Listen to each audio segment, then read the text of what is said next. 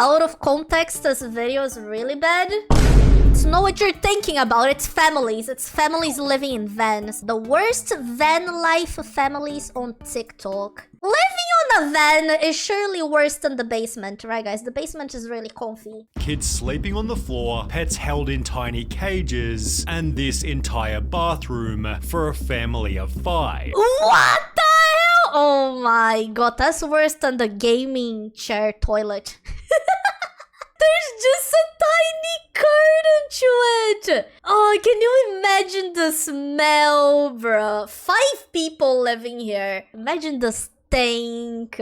Add some teenagers who can't fit, children calling their beds coffins, and you're still just scratching the surface of the worst van life TikTokers. Take for example Red, White and Bethune. They gained 11.4 million views by showing how terribly unspacious their kids' beds were. That's not bad? Wait, I thought only the top one was bad.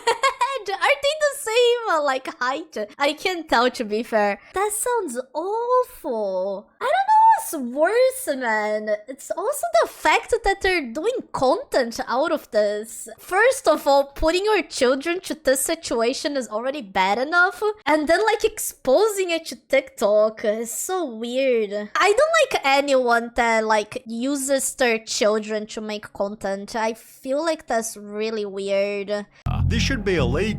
Those kids are gonna suffer in that space, man. To make matters worse, the beds had rock climbing holds instead of a ladder. Wait, what?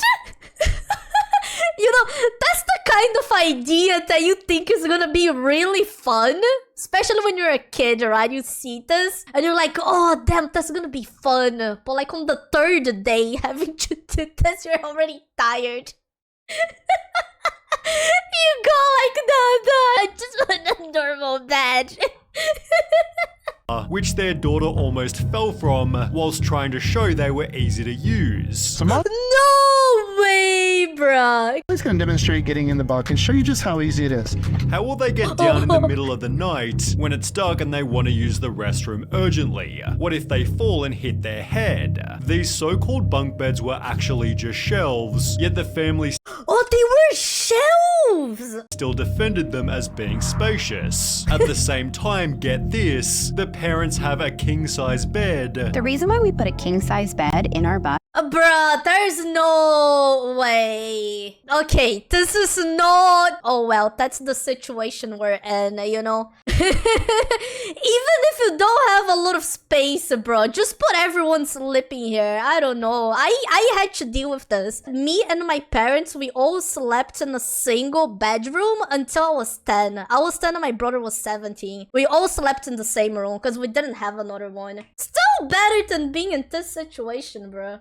is because it's our lounging area. As well as a Wait, they even have 2 dogs. massive desk for editing TikToks, forcing the kids to do their schoolwork on a tiny kitchen table. Bro, there is no way. You know, this looks like rage bait, but I'm not sure if it is. Why do they show those things? There's no way that they think that that's nice. If they don't help out with the van, the kids are punished publicly. Last night, Molly chose not to do her chores. And if our kids don't do their chores, they have consequences. Which the parents still defended even after heavy criticism. Yes, our kids have consequences. Yes, if they don't do the chores, they're gonna have to pay. And to the trolls, keep on talking shit, and I'm gonna keep on posting. See you guys on your For You page. But wait, it still gets worse. Everything we've shown so far is in this bus here, yet they also have a van to take on holidays, which has even less space than the bus. Come take a peek inside and see what we've done. The van doesn't have a bed for everyone, meaning one of the kids sleeps on this leather chair. Oh, bro, my god, that's so uncomfortable, bro. Maybe there'd be a bit more space if they didn't own 4 massive The dogs are also so big, bro. They have one small dog here, but the other ones are huge. Why do you have dogs this big if you're living on a bus, on a van? dogs, which are shoved in a tiny cage below the bed, yet they Oh no, now it's also animal abuse. Oh my I thought the dogs were, I don't know, staying on the bed with them. Oh, fucking hell, this only gets worse, bro. And we're just 2 minutes in. Still have more space than the toilet. It's covered by nothing but a thin fabric sheet and sits right in the middle of where everybody lives. That's gross, bro. It's not even like in a corner. They call the vehicle their vancation home, meaning when Vancation. the kids get tired of living in the first van, they're blessed with a trip in an even Honey, are you tired of the bus life? Well, you can go to the van then. smaller one. Family of Nomads doesn't have this problem. Holy, 2.4 million followers. In fact, they first went viral for how much space they had, Holy, okay, this one looks lit. leading to comments such as, "I don't understand why y'all don't just buy an apartment. It's way cheaper than this." People came to their defense stating, "There is literally no reason to be mad at this, Yeah. It seems like a nice place. except for maybe how their kids were living." No way, bro. No, stop. There is no way you had your kitchen like that and your kids don't have a decent living space. Oh, no, bro.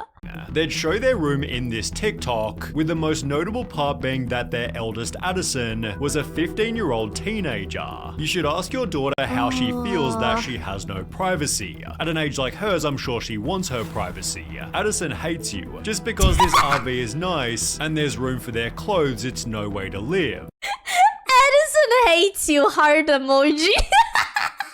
I'm sure the teenager would love to have privacy. Get her a curtain or something. Well, the Oh, that's true. They didn't even have curtains. It's baffling how like the kitchen, the living room there was so nice, so big. And then for the bedrooms, they have to cram everyone in there. family did exactly this, We did install these curtains over each of their bunks so they have a little bit of privacy. but it was Yeah.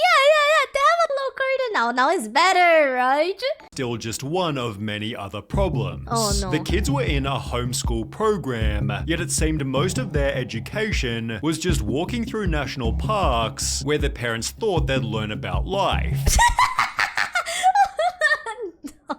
Our lives are one gigantic field trip, and so a lot of what the kids do is by learning from experience. So for example, today we went to a national park and they completed the junior ranger program, and it's incredibly educational. They're learning history from visiting different places around the country, and days that we are not going out and exploring, they do a traditional homeschool curriculum, and then the days that we're exploring, we still count those as school as well. So they just learn US history? Well, when they go to college, they'll be in for a shock.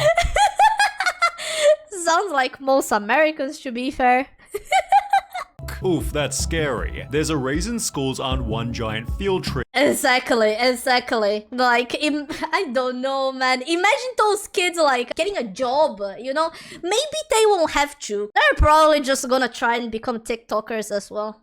And this is a very good point. Schools are for more than simply learning subjects. They help build social circles and prepare kids for a disciplined way of life, both of which are neglected when strolling around the country. But the kids did have other challenges, like cleaning out the rat cage that stunk out the van. We live in a camper and our 3 kids have 3 pet rats, and I would be absolutely lying to you if I said that it does not smell bad. Why these people always have so many pets? You're already living in a van. I don't know, man. I don't know. That must be... Imagine the smell there. Usually it's the kids' job to clean the rat cage, but about once every month or 2, my husband and I will clean it, and it just gets really gross. As well as collecting firewood, as seen in Addison's day in the life. Yet people were still convinced she's gonna run away at 16, yet the mother went on to state, "I honestly don't know a single unhappy RV kid." She'd even post the following TikTok to try and convince the audience. A lot of people ask us if the kids actually enjoy traveling full time and living in the camper, and I will have to say that while we were at the RV show in Tampa this week, Grace and Addison both went around and looked at campers because their plan is when they move out, they want to live in a camper together and travel the country. Man, Maybe because they don't know how it is to live somewhere else. Until another video told a different story. Addison has struggled with their mental health for many years. Addison is currently back in treatment and won't be in our content during this time. Just during this time? Oh my god, bruh. Imagine you're already going through so much, and then your fucking mom is there announcing to 2 million followers that you're struggling with your mental health, and because of that, you're not gonna be appearing in the videos for a while. To protect Addison during this time. During this time, I like how they always say very clearly, yeah, we're doing this during this time. What about every other time, bruh? We would like to ask for privacy on this matter. Perhaps the Jesus. daughter was unhappy for a totally different reason, yet there was still more evidence that she despised the van. For Addison's 15th birthday, the only thing they wanted was to go to a hotel. I wonder why they wanted to go to a hotel. The video has since been deleted, although after arriving at their hotel, twice Addison mentions liking doors in the video. Oh my god. Yeah, that's what happens when you live in a place like this. Doors? That's crazy. They're so cool. A hint at them having less privacy in the camper, with conflicting Wait, but they didn't read the rest. What was the rest? Once when they point out they like the door in the bathroom.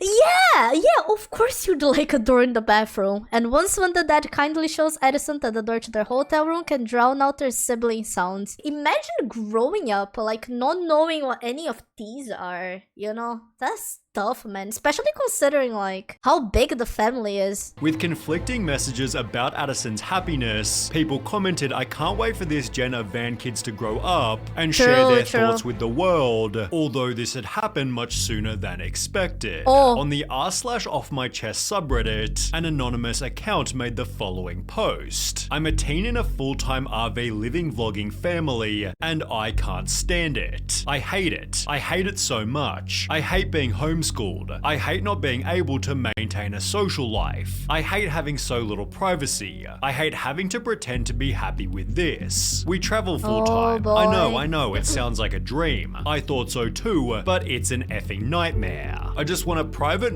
What's the rest? It's hard to enjoy anything with a camera over your shoulder at times. That's so true. Numerous times we stopped at places just for Mom to get out and take her little videos and family photos and then right back in. Oof. I just want a private, normal life, but no. They had to ruin it with their crunchy way of parenting. It's all fake, by the way. Not what I meant when I said I wanted to take up acting. I'm frustrated all the time. I'm tired all the time. I'm bored all the time. Please stop supporting these channels. Stop buying into it. It's ruined my life and I can't say anything about it. In comments, the poster clarified, I'm between 15 and 17 years old, and they were the oldest of 3 siblings, hinting it was Addison from Family of Nomads. Exactly who the poster was has never been confirmed, yet only a couple of months later, the family announced they were instead buying a house. Oh, it took that? Family of Nomads recently quit van life. Their kids seemed the happiest they'd ever been, while the parents were in tears as the RV was stored away. Oh my god. Their fucking face, bruh. It's because now they have to think what they're gonna do for their fucking TikTok. They don't know what content to make anymore. That's not tears from someone sad because their house is gone. They're sad because they don't know what fucking content they're gonna do. The eldest daughter has since vanished from the videos, with an unrelated comment summarizing what van life's like for kids. RV kid here. Let me tell you, RV is hell for children. I've been living in a camper with my 3 brothers and parents. They always have such big families as well. And these past 2 years have been an absolute detriment to my mental health. Yes, it's an amazing opportunity I've been given to have seen all the places that I have, but I cannot recall a single positive experience anywhere I've been. Oh my god, that's so tough, bruh. I don't know. I feel like when you take a decision like this, you as an adult, you should do this kind of shit while you don't have kids. If you have a kid, you should get proper place, you know? If you as an adult want to do it, you do whatever you want, but don't put your kids into this, you know? I receive little to no education, and I'm scared I won't be able to pass my GED. I'll probably be repeating high school once I turn 18. The Happy Caravan, however, clearly ignored this warning. Wait, did I read this right? Family of 13! 13! Oh my god, dude! Why did they all have so many followers? That's a niche I had no clue existed. So many people like seeing people in RVs with their families. They began by documenting their life as a family of 12 and were mostly liked by the audience until revealing they lived in a tiny apartment. Oh my god. At least it's not an RV then. But still. 2-bedroom apartment for 13 people? Is that legal? Having so many in a 2-bedroom? Why would you make the choice to have a family of 12 but not be able to provide them sufficient room/space? Although their holiday setup was somehow even worse. They'd fit the entire family into one single Airstream, gaining 12 million views by showing how they slept. The 3 daughters were on a table converted to a bed, while another 2 slept below their brother, who was sleeping in a bunk. Oh my god. A different brother slept on the couch, the baby in its cot, and of course the 2 parents had their own massive bed.